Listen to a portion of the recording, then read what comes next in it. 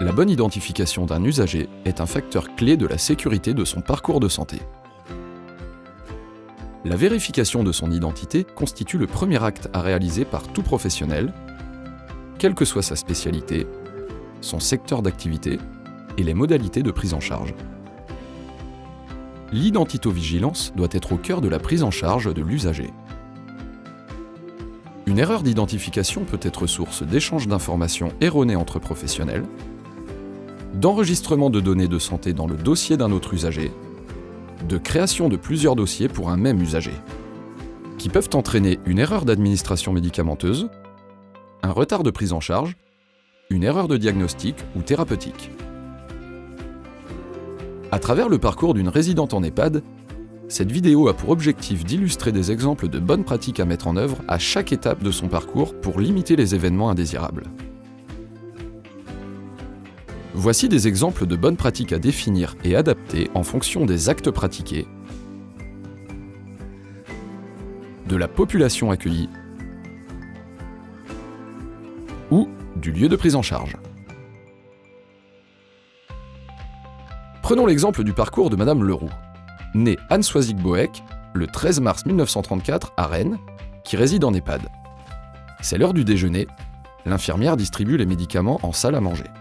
Elle s'assure de donner le bon médicament au bon résident. En amont d'une intervention chirurgicale, Madame Leroux doit se rendre au cabinet dentaire. L'infirmière prépare son dossier et le bracelet d'identification. Ensuite, l'ambulancier vérifie l'identité de la résidente en s'assurant de la concordance entre les traits d'identité transmis par Madame Leroux et les documents de son dossier. Après s'être assuré que Madame Leroux ne disposait pas de dossier dans son cabinet, le chirurgien dentiste lui en crée un dans son logiciel de soins. Grâce à sa carte de professionnel de santé et à la carte vitale de Madame Leroux, il accède au téléservice INSI et récupère l'identité nationale de santé de sa patiente. Pour sa première venue, il vérifie la cohérence entre sa carte d'identité et les données récupérées via le téléservice INSI.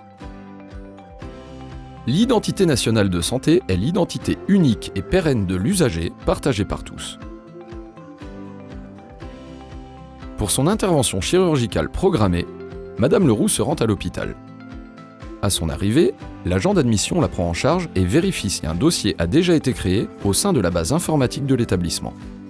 Cette recherche d'antériorité permet d'éviter la création d'un second dossier médical pour Madame Leroux. Son INS a été récupéré lors d'une récente hospitalisation. Madame Leroux précise que le prénom qu'elle utilise dans la vie courante et à l'EHPAD est Soisig et non Anne Soisig. Elle souhaite pouvoir être appelée ainsi au sein de l'hôpital. Conformément à la procédure en vigueur dans cet établissement, le prénom utilisé sera précisé dans son dossier administratif.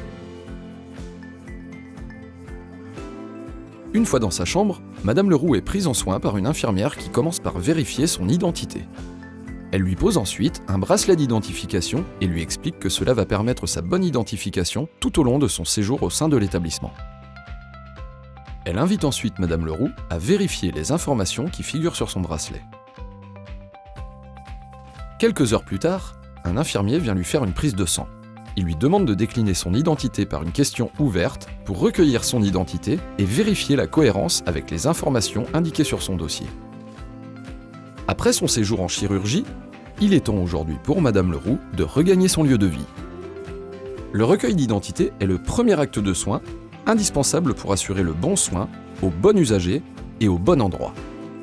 De nouvelles règles sont définies par le référentiel national d'identitovigilance. Elles sont à adapter à votre établissement et à intégrer dans vos procédures.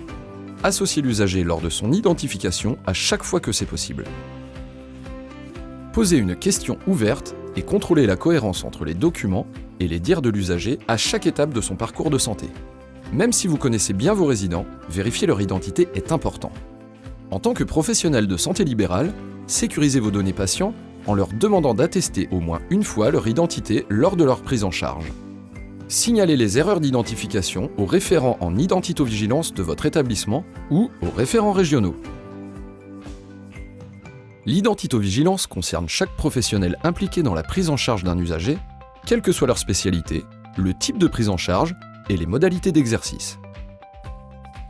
Et vous, quelles pratiques vous permettent de bien identifier les usagers ? Pour aller plus loin, consultez le référentiel national d'identitovigilance sur le site internet de l'ANS et contactez la structure régionale d'appui CAPS Bretagne ou le GCS e-Santé Bretagne.